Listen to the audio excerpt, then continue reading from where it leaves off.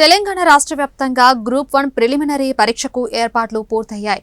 రేపు ఉదయం 10:30 నుంచి మధ్యాహ్నం 1 గంట వరకు ఓఎంఆర్ విధానంలో పరీక్ష జరగనుంది. పరీక్ష నిర్వహణకు టీజీపీఎస్సీ ఏర్పాట్లను పూర్తి చేసింది.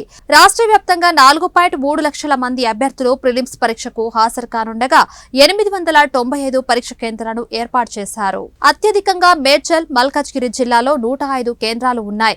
ఉదయం 9 గంటల నుంచి అభ్యర్థులు పరీక్ష కేంద్రాల్లోకి అనుమతిస్తామని అధికారులు తెలిపారు.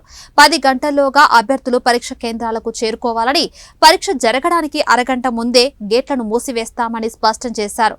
ఒక్క నిమిషం ఆలస్యమైన పరీక్ష కేంద్రంలోకి అనుమతించేది లేదని స్పష్టం చేశారు. అభ్యర్థులు తమ హాల్ టికెట్లపై గడిచిన 3 నెలల్లో తీసుకున్న పాస్పోర్ట్ ఫోటోను అతికించాలని, ఒరిజినల్ ఫోటో గుర్తింపు కార్డును వెంట పెట్టుకుని రావాలని సూచించారు.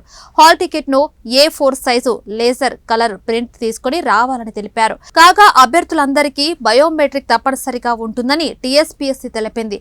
ప్రతి పరీక్ష కేంద్రంలో సిట్టింగ్ స్క్వాడ్ ఉంటుంది. 3 నుంచి 5 కేంద్రాలను తనిఖీలు చేసేందుకు ఫ్లయింగ్ స్క్వాడ్లు ఉంటాయి.